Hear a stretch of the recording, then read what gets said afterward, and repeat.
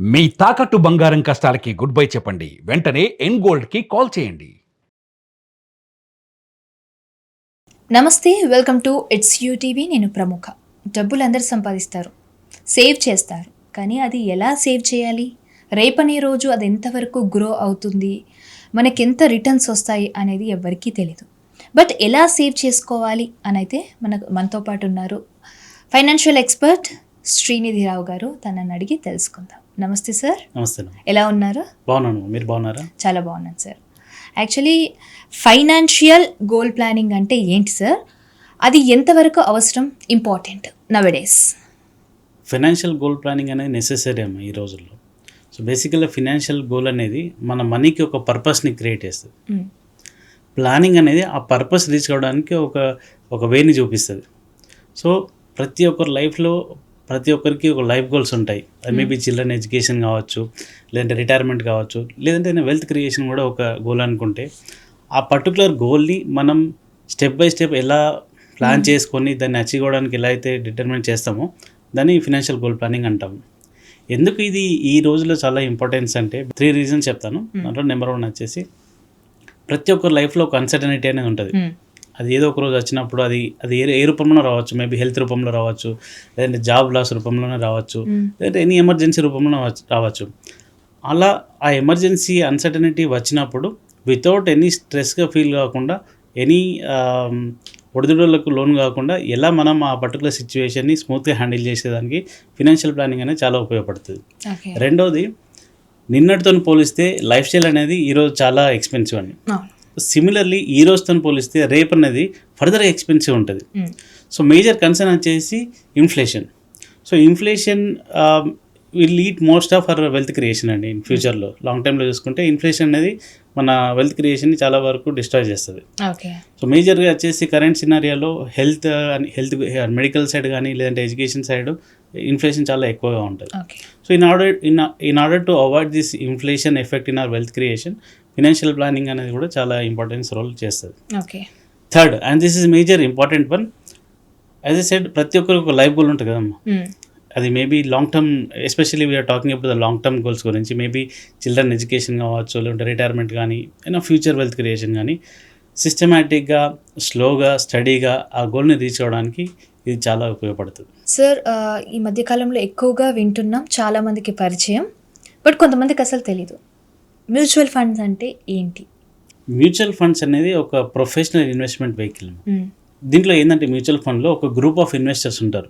ఒక group of investors ఒక mutual fund స్కీమ్లో అమౌంట్ అనేది ఇన్వెస్ట్ చేయడం జరుగుతుంది.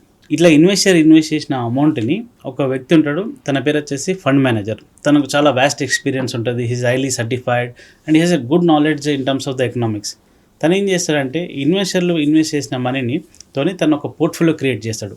He may invest into the ఈక్విటీలో ఇన్వెస్ట్ చేయొచ్చు, గోల్డ్లో ఇన్వెస్ట్ చేయొచ్చు, లేదంటే ఏదైనా బాండ్స్లో, గవర్నమెంట్ సెక్యూరిటీ బాండ్స్లో ఇన్వెస్ట్, అట్లా డిఫరెంట్ అసెట్ క్లాసెస్లో ఇన్వెస్ట్ చేసి ఆ పోర్ట్ఫోలియో ద్వారా వచ్చిన రిటర్న్స్ని మళ్ళీ ఇన్వెస్టర్కి షేర్ చేస్తారు.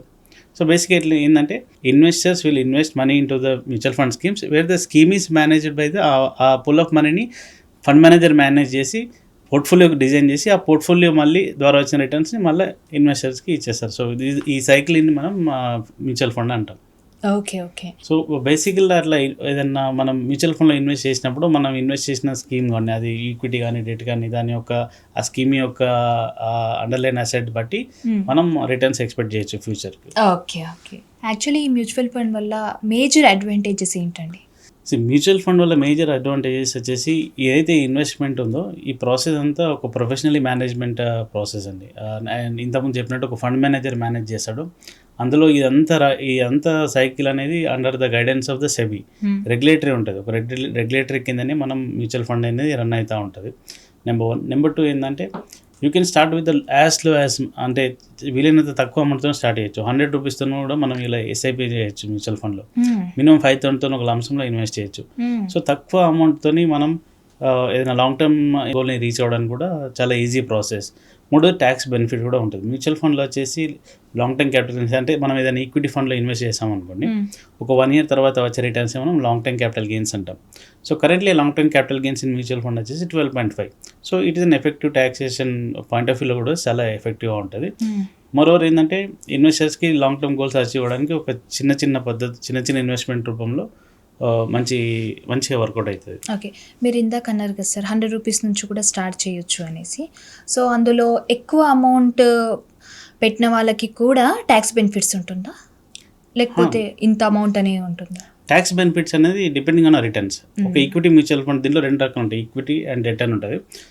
ఈక్విటీ మ్యూచువల్ ఫండ్లో ఏంటంటే ఈ రిటర్న్ ఎట్లా ఉంటుందంటే ఫస్ట్ 1.25 lakh, ఫర్ ఎగ్జాంపుల్ ఎవరైనా ఒక 50 lakhs పెట్టారనుకోండి, నెక్స్ట్ ఈ రోజు కల్లా అది 55 lakhs అయింది అనుకోండి, అంటే 5 lakhs ప్రాఫిట్ కదా. ఆ 5 lakhs ప్రాఫిట్లో 1.25 lakhs అనేది ఎగ్జెంప్షన్, ట్యాక్స్ ఎగ్జెంప్షన్. ఆ రిమైనింగ్ అయితే 3.75 lakh ఉందో దాంట్లో మనం 12.5 అనేది కడతాం. ఓకే, ట్యాక్సేషన్ కింద వస్తుంది, అది ఈక్విటీ ట్యాక్సేషన్ కింద. ఓకే, ఎస్ఐపి సిప్ అంటే ఏంటి సార్? సిస్టమేటిక్ ఇన్వెస్ట్మెంట్ ప్లాన్ అనేది చాలా effective way to invest for the long time అండి.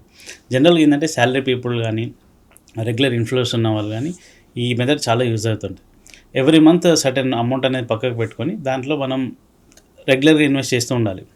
సిస్టమేటిక్ ఇన్వెస్ట్మెంట్ ప్లాన్ అంటే basically certain amount, fixed amount into the fixed intervals, అంటే ప్రతి నెల కొద్దిగా అమౌంట్ని అట్లా చేస్తూ ఉండాలి. దాన్ని మనం సిస్టమేటిక్ ఇన్వెస్ట్మెంట్ ప్లాన్ అంటాం. సో బేసికల్లీ ఏంటంటే సిస్టమేటిక్ ఇన్వెస్ట్మెంట్ ప్లాన్లో మేజర్ అడ్వాంటేజ్ 3 ఉంటాయండి. ఫస్ట్ వచ్చేసి ఒక ఫినాన్షియల్ హ్యాబిట్ క్రియేట్ అవుతుంది. మన సిస్టమేటిక్ ఇన్వెస్ట్మెంట్ ప్లాన్లో ఒక మంచి ఫినాన్షియల్ హ్యాబిట్ అనేది ఎట్లా అంటే ప్రతి నెల మనం ఒక సర్టన్ అమౌంట్ని మన అకౌంట్ నుంచి మ్యూచువల్ ఫండ్ స్కీమ్లో ఇన్వెస్ట్ చేస్తాం కదా. Over the period of time మనకు తెలియకుండా మనకే మంచి ఒక ఫినాన్షియల్ హ్యాబిట్ అనేది బిల్డ్ అవుతుంది. నెంబర్ 1. నెంబర్ 2, దీంట్లో కాంపౌండింగ్ బెనిఫిట్ అనేది చాలా ఎఫెక్టివ్ వర్కౌట్ అవుతుంది. బేసికల్గా కాంపౌండింగ్ అనేది లాంగ్ టర్మ్లోనే వర్కౌట్ అవుతుంది and it will start after 6th year. Okay, so compounding benefit అనేది ఓవర్ ద పీరియడ్ ఆఫ్ టైంలో మ్యూచువల్ సిస్టమేటిక్ ఇన్వెస్ట్మెంట్ ప్లాన్లో చాలా ఎఫెక్టివ్గా వర్కౌట్ అవుతుంది. And third one, rupee cost averaging. కొద్దిగా technical word, but I will try to explain. Rupee cost averaging అనే ఒక concept ఉంటుంది సిస్టమేటిక్ ఇన్వెస్ట్మెంట్ ప్లాన్. ఇది one of the best feature for the ఈ ఇన్వెస్ట్మెంట్ మెథడాలజీకి. రూపీ కాస్ట్ యావరేజింగ్ ఏంటంటే మార్కెట్లు ఎలా ఉంటాయి, ఒడిదుడుగులతో ఉంటుంది. Maybe near time some ups and downs అలా ఉంటుంది కదా.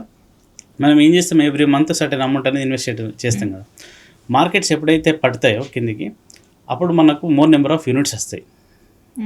యూనిట్స్ అంటే ఫర్ ఎగ్జాంపుల్ చెప్తాను చూడండి, ఒక 100 రూపీస్ పెట్టి మనం ఒక చాక్లెట్ అనేది 10 రూపీస్ ఉందనుకోండి, 100 రూపీస్ పెడితే మనకు 10 చాక్లెట్స్ వస్తాయి కదా.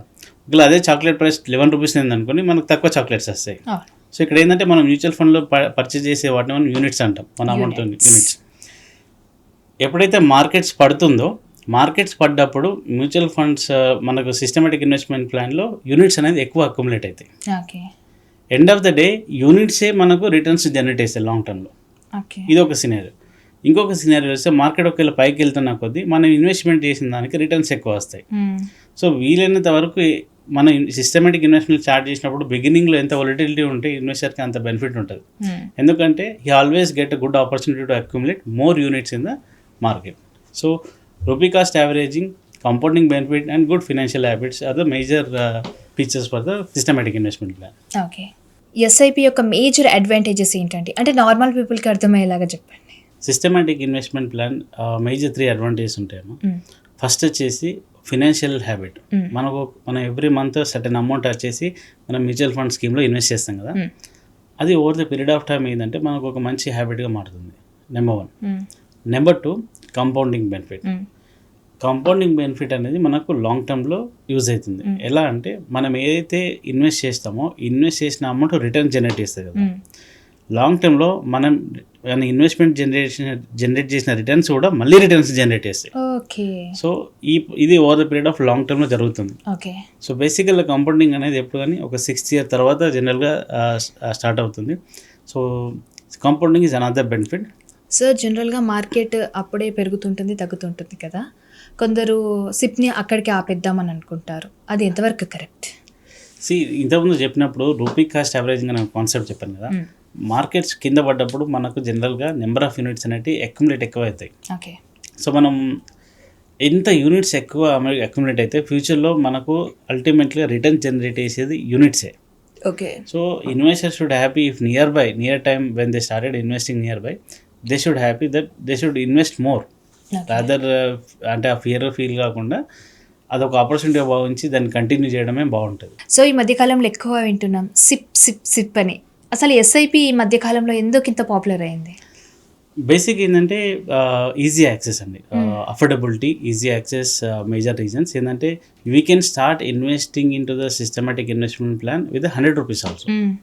ఓకే, సో మళ్ళీ ఇంకోటి ఏంటంటే ఒకసారి మనం ఎస్ఐపి ట్రిగ్గర్ చేసేటప్పుడు ఈ న్యాచ్ ఫామ్ కానీ ఆటో డెబిట్ కానీ ఒకసారి క్రియేట్ చేసినాం అనుకోండి, అది మనం ఎంత టైం పీరియడ్ పెడతామో అంతవరకు అది కట్ అవుతూనే ఉంటుంది.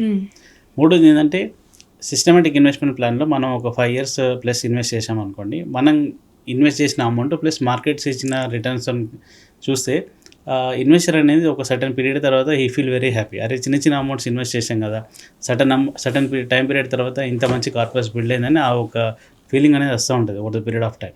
ఓకే, సో ఈ ఎస్ఐపిని యూస్ చేసుకొని ప్రతి మనిషికి ఒక లైఫ్ గోల్ ఉంటుంది కదా, అది ఎంతవరకు రీచ్ అవ్వచ్చు? గుడ్ క్వశ్చన్ అండి. ఈ ఎస్ఐపి అనేది మన లాంగ్ టర్మ్ గోల్ అచీవ్ అవ్వడానికి ఒక సులభమైన పద్ధతి. అది ఏదైనా కావచ్చు. ఫర్ ఎగ్జాంపుల్ మనం చిల్డ్రన్ ఎడ్యుకేషన్ ఒక కాన్సెప్ట్ తీసుకుంటే, ఒక ఫర్ ఎగ్జాంపుల్ ఒక 3 years చైల్డ్ ఉన్నా అనుకోండి, ఆ పాపకు కానీ బాబుకి కానీ హైయర్ ఎడ్యుకేషన్ వచ్చేసి 18th year వరకు ఉంటుంది. అంటే ఇప్పుడు 3 years హైయర్ ఎడ్యుకేషన్ ఏంటంటే మనకు 15 years టైం ఉంది. ఫర్ ఎగ్జాంపుల్ ఇవాళ ఏదైనా పోస్ట్ గ్రాడ్యుయేషన్ ప్రోగ్రామ్ ఒక 10 lakhs ఉందనుకుందాం for example, with average inflation 8% వేసుకున్నా సరే ఒక 15 yearsకి 10 lakhs కాదు, మోర్ దాన్ 30 lakhs అవుతుంది. ఆ ఫ్యూచర్లో ఉన్న 30 lakhs కాస్ట్ని దృష్టిలో పెట్టుకొని ఇప్పటి నుంచే మనం సిస్టమేటిక్గా ఒక సర్టెన్ అమౌంట్ అనేది ఇన్వెస్ట్ చేస్తూ వెళ్ళాలి. సో ఆ పీరియడ్ వచ్చేసరికల్లా ఈ ఇన్ఫ్లేషన్ అడ్జస్ట్ కానీ ఆ కాస్ట్ ఆ కోర్స్ యొక్క కాస్ట్ కానీ అచీవ్ అవ్వడానికి ఈజీగా ఉంటుంది. ఓకే, యాక్చువల్లీ ఏ టైంలో స్టార్ట్ చేస్తే బాగుంటుంది? ఎంత ఎర్లీగా స్టార్ట్ చేయాలి? Best time to invest in the market is yesterday. ఒకవేళ మీరు ఎస్టర్డే మిస్ అయ్యారంటే another best day to invest is today. So basic ఏంటంటే starting early is important. Starting early is very important. ఎందుకంటే టైం అనేది matter ఇక్కడ. For example ఒక A B అనే ఇద్దరు వ్యక్తులను తీసుకుందాం, సేమ్ ఏజ్, ఇద్దరికి సేమ్ ఏజ్ ఉంటుంది, సేమ్ కంపెనీ, సేమ్ శాలరీ ఉందనుకోండి. ఏ అనే వ్యక్తి వెన్ ఈ స్టార్టెడ్ ఫస్ట్ శాలరీతోనే ఒక సర్టెన్ అమౌంట్ అనేది డెడికేటెడ్గా ఇన్వెస్ట్ చేస్తాడు మ్యూచువల్ ఫండ్లో. సిస్టమేటిక్ ఇన్వెస్ట్మెంట్ ప్లాన్ చేస్తాడు ఒక గోల్ అచీవ్ అవ్వడానికి. బి అనే వ్యక్తి ఏం చేస్తాడంటే నేను చూద్దాంలే తర్వాత కొన్ని రోజులు అయిన తర్వాత స్టార్ట్ చేద్దాంలే అని స్టార్ట్ చేస్తాడు. మళ్ళీ ఎప్పుడెప్పుడు అమౌంట్ ఉన్నప్పుడే చేద్దాంలే ఆ కాన్సెప్ట్తో ఉంటాడు. కట్ చేస్తే ఒక 20-25 years తర్వాత the wealth creation between A and B's చాలా డిఫరెన్స్గా ఉంటుంది. ఇక్కడ ఏంటంటే మేజర్గా వాట్ ఈస్ ద డిఫరెన్స్ ఇది నా discipline and proper plan. So కన్సిస్టెంట్గా ఇన్వెస్ట్ చేసి దానికి ఒక మనం ఇన్వెస్టిగేషన్కి టైం ఇచ్చామనుకోండి, it will definitely work out in very well. చాలా మంది అనుకుంటారు ఈ మ్యూచువల్ ఫండ్స్ కానీ ఎస్ఐపి కానీ ఇవి చాలా రిస్క్ ఏమో అని. సో మీరేమంటారు? ప్రతి ఒక్క అసెట్ క్లాస్కి రిస్క్ అనేది సర్టెన్ లెవెల్లో ఉంటుందమ్మా. సో బేసికల్లీ ఇక్కడ ఏంటంటే రిస్క్ అనేది మార్కెట్ కంటే ఎక్కువ మన మైండ్ సెట్లోనే ఉంటుంది. మనం పర్టికులర్గా ఒక ఇన్వెస్ట్మెంట్ అనేది ఒక 10 years 15 years చేసినప్పుడు ప్రస్తుతానికి వచ్చే ఒడిదుడుగుల గురించి భయపడడం ఎందుకు? Rather we can consider as this is an opportunity. So when markets are falling down we feel an opportunity, we can accumulate the more units. So over the period of time this will give more returns in future కదా. So మనం ఒకటి ఏంటంటే investment is one point అయితే giving time to the investment is another point. So time will judge over the period of long time. Investors కామన్గా చేసే mistakes ఏమున్నాయి? Similar ఇంతకుముందు అన్నట్టు fear in the market, especially when markets are down people start of feeling fear. రే markets పడుతున్నాయి కదా, ఎస్ఐపీలు ఆపేద్దాం, తీసేసుకుందాం, ఇన్కాష్ చేద్దాం అని అదొకటి ఉంటుంది. సో ఇదొకటి. And second one is that రేపు చూద్దాంలే ఇన్వెస్ట్మెంట్ స్టార్టింగ్ డిసిషన్ ఎప్పుడు రేపు ఇన్వెస్ట్ చేద్దాంలే, కొన్ని రోజుల తర్వాత చూద్దాంలే. So as early as possible when earning started every one should have at least one SIP ఒక స్టార్ట్ చేసుకుంటే it will give fruitful returns over the period of time. Risk avoid చేయడానికి బెస్ట్ సొల్యూషన్ ఏంటంటే time ఇవ్వడం. మనం పెట్టిన ఇన్వెస్ట్మెంట్కి proper time ఇచ్చినాం అనుకోండి, it will definitely give fruitful returns ఇస్తుంది. ఫర్ ఎగ్జాంపుల్ ఒక బ్యాంబూ ట్రీ చూడడానికి ఎంత ఆకర్షణగా ఉంటుంది, ఇట్ అట్రాక్ట్స్ మోర్ కదా. అదే బ్యాంబూ ట్రీని నేను ఇవాళ నాటాను అనుకోండి, ఒక సీడీలో ప్లాంట్ చేశాను బ్యాంబూ ట్రీ, ఒక 6 months వరకు ఒక 1/2 meter పెరుగుతుంది, తర్వాత ఒక 1 year వరకు ఒక 1 meter పెరుగుతుంది, ఒక 2 years వరకు అది మ్యాక్స్ ఒక 3 to 4 meters పెరుగుతుంది. ఇంకా సర్టెన్ పీరియడ్ ఆఫ్ టైం, ఆ 2 years టైం తర్వాత మనం దానికి నీళ్ళు పోసినా సరే, ప్రే చేసినా సరే, దానికి ఎంత ట్రీట్మెంట్ ఇచ్చినా సరే అది it will stop growing after certain period of time. 2 years తర్వాత మళ్ళీ అక్కడ 2 ఇయర్స్ నుంచి కట్ చేస్తే ఒక 5 ఇయర్స్ తర్వాత చూస్తే మళ్ళీ again it will start grow అండి. Okay. It will start grow from the 2 to 3 meters to 30 to 40 meters. సడన్గా ఆ మధ్యలో ఏం చేసిందండి ఆ 3 years? It made strong roots inside the earth. So ఇక్కడ పేషెన్స్ అనేది చాలా important when it come to the investment, when it come to the life goals. Patience is very very important for the financial goal decisions. Financial goals planning చేసినప్పుడు మీరు ఏమేమి consider చేస్తారు? జనరల్గా financial goal planning చేసేటప్పుడు మనం ఒక proper analysis చేస్తాము. It start with the cash flows. Budgeting is a basic parameter. మనం చాలా ఒక సింపుల్గా చెప్పాలంటే, ఒక సింపుల్ వేలో ఎక్స్ప్లెయిన్ చేయాలంటే, బడ్జెట్ అనేది 3 పారామీటర్స్లో ఉంటుంది. ఒక 100 రూపీస్, ఒక 100%లో 50% అనేది నీడ్స్, 30% అనేది వాంట్స్, అండ్ 20% అనేది ఫ్యూచర్ నీడ్స్. ఓకే, ఈ ఫస్ట్ 50% ఏదైతే నీడ్స్ ఉందో ఈ బడ్జెట్ ప్లానింగ్లో, ఈ నీడ్స్ అనేది మనం డైలీ రెంట్స్ కానీ, లేదంటే ఈఎంఐస్ కానీ, all expenses, groceries, all expenses comes under the ఈ 50% ఆఫ్ ద నీడ్స్లో ఉంటుంది. నెక్స్ట్ 30% ఏంటంటే వాంట్స్, అంటే మన ఫ్యామిలీని రెస్టారెంట్ తీసుకెళ్ళడం కానీ, ఏదైనా చిన్న వెకేషన్ వెళ్ళడం కానీ, ఇటువంటి అన్ని 30% వాంట్స్లో వస్తుంది. ఫైనల్గా ఆ 20% ఏదైతే ఉందో that is a future need. That is very very important. That is very very important and ఈ షుడ్ బి వెరీ సీరియస్. చాలామంది ఏమనుకుంటారంటే ఈ income minus expenses equal to the savings అనుకుంటారు. But actually if somebody thought of like this, income minus savings equal expenses అనుకుంటే it will work out very very effectively. So మనం వచ్చిన ఇన్కంలో first savings చేసి మిగిలిన దాన్ని స్పెండ్ చేస్తే అనేది మంచి హ్యాబిట్ అని అంటారు. Okay. So once budget planning అయిపోయినాక మనం ఏదైతే తీసుకుంటామో 20%, దానికి ఫినాన్షియల్ గోల్ ప్లానింగ్ చేస్తాం కదా, అప్పుడు మేజర్ కన్సిడర్ చేయాల్సిందంటే రిస్క్ మేనేజ్మెంట్ చూసుకోవాలి. With person is sufficient, health insurance ఉందా, లైఫ్ ఇన్సూరెన్స్ ఉందా, ఈ బేసిక్ రిస్క్ మేనేజ్మెంట్ చేసుకొని then he will start designing for the future goals. Okay, thank you so much అండి. ఆల్మోస్ట్ మనం బేసిక్ కవర్ చేసాం, ఎందుకంటే నార్మల్ పీపుల్కి అందరికీ కూడా అర్థమయ్యేలాగా. సో ఇన్ ఫ్యూచర్ దీని మీద ఒక సిరీస్ చేద్దాం. ఒక్కొక్క టాపిక్ మీద మనం చాలా డీప్గా వెళ్తే సో వాళ్ళకి హెల్ప్ఫుల్గా ఉంటుంది. అంటే ఎవరైతే ఇన్వెస్ట్ చేయాలనుకుంటున్నారో పీపుల్, వాళ్ళకి హెల్ప్ఫుల్గా ఉంటుంది. సో ఫైనల్లీ మీ సైడ్ నుంచి ఈ ఎపిసోడ్లో వాళ్ళకి ఇచ్చే సజెషన్ ఏంటి మీరు? బేసిక్ ఏంటంటే విచ్ ఎవర్ ఇన్వెస్ట్మెంట్స్ అనేది గోల్తో అలైన్ చేయడం చాలా important. Number 2, start early. And third one is ensure that ఆ కన్సిస్టెన్సీ, డిసిప్లిన్ అనేది చాలా important. Till the time you reach the goal, ఆ కన్సిస్టెంట్ డిసిప్లిన్ ఉంటే definitely it will work out very very effectively. So audience, మీరు ఈ podcast చూసిన తర్వాత మీకు ఏమైనా డౌట్స్ ఉంటే కనుక కమెంట్ సెక్షన్లో కమెంట్ చేస్తే నెక్స్ట్ ఎపిసోడ్లో, సిరీస్లో ఆ క్వశ్చన్స్ మీ నుంచి నేను అడుగుతాను. లేదా సార్ దగ్గర నుండి మీరు పర్సనల్గా సజెషన్స్ తీసుకోవాలనుకుంటే కింద స్క్రోల్ అవుతున్న నెంబర్కి మీరు కాంటాక్ట్ అవ్వచ్చు. Thank you so much.